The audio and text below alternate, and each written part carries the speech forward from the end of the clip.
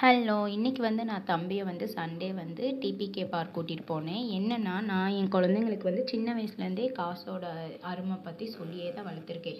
ஏன்னா காசுன்னு நம்ம யோசிக்க வேணாம். பணம் நம்மளுக்கு ரொம்பவே முக்கியம். பணம் இல்லைன்னா நம்ம ஒண்ணுமே பண்ண முடியாதுல்ல. ஸோ அந்த பணத்தால தம்பிங்க கெட்டும் போயிறக்கூடாது.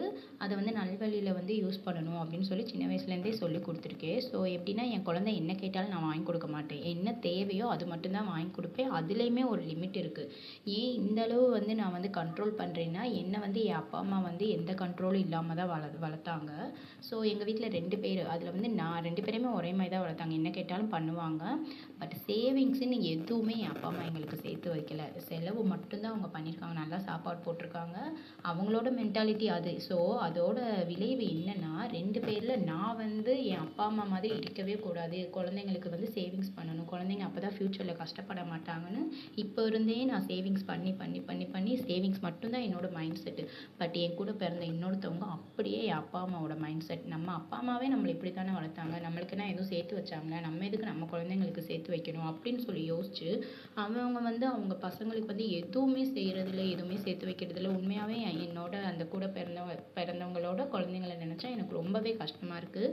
பட் நான் என் குழந்தைங்களுக்கு இந்த தப்பு பண்ணவே கூடாதுன்னு சின்ன வயசுலேருந்தே நான் சேவிங்ஸ் பற்றி சொல்லி தான் நான் வளர்த்துருக்கேன். ஸோ என்னென்னா, இந்த ரிபப்ளிக் டேக்கு தம்பி ஸ்கூலில் டான்ஸுக்கு சேரணும்னா ₹1500 பே பண்ண சொல்கிறாங்க. எவ்வளோ? 1500. நம்மலாம் ஸ்கூல் படிக்கிறப்போ ஒரு ₹100 கூட நம்மகிட்ட கேட்டதில்லை. ட்ரெஸ்ஸுமே colour white colour, green colour, orange colour, இந்த 3 கலரில் ஏதாவது ஒன்று போட்டு வாங்கன்னு சொல்லுவாங்க. நம்ம போட்டு வருவோம். அதுக்கேற்ற மாதிரி அலைன்மெண்ட் பண்ணி நம்ம டான்ஸ் ஆடுவோம். ஒரு சாக்லேட் கொடுப்பாங்க, கொடி கொடுப்பாங்க. நம்ம குத்திட்டு நம்ம வீட்டுக்கு வந்துடுவோம். பட் இப்போலாம் அப்படி இல்லை. 1500 அது என்ன சும்மாவா? ஒரு டான்ஸுக்கு ஒரு ட்ரெஸ்ஸுக்கு 1500 நம்ம கொடுக்கணுமா? நீங்கள் நினைக்கலாம் குழந்தைக்கு இது கூட நம்ம பண்ண மாட்டோமான்னு. பட் என் குழந்தை போன வாரம் பொங்கல் ஃபங்க்ஷனில் ஊரில் நல்லா ஸ்டேஜில் டான்ஸ் ஆடினாரு. சந்தோஷமாக அவர் என்ஜாய் பண்ணார். ஸோ அதை சொல்லிவிட்டு நான் வேணாம் தம்பி, உனக்கு இதுக்கு பதிலாக நான் பார்க் கூட்டிகிட்டு போய் உன்னை நல்லா என்ஜாய்மெண்ட் பண்ண விடுறேன் அப்படின்னு சொன்னோன்னே என் குழந்தையும் சமத்தா கேட்டுக்கிட்டாங்க. பார்க் போய் நல்லா